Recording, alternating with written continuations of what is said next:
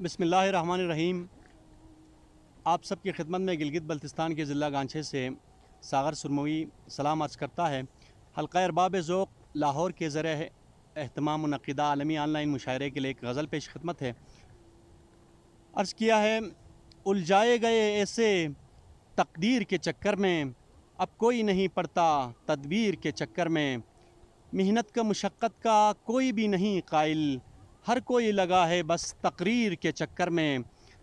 ہر ایک کی آنکھوں میں خوابوں کا بصیرہ ہے،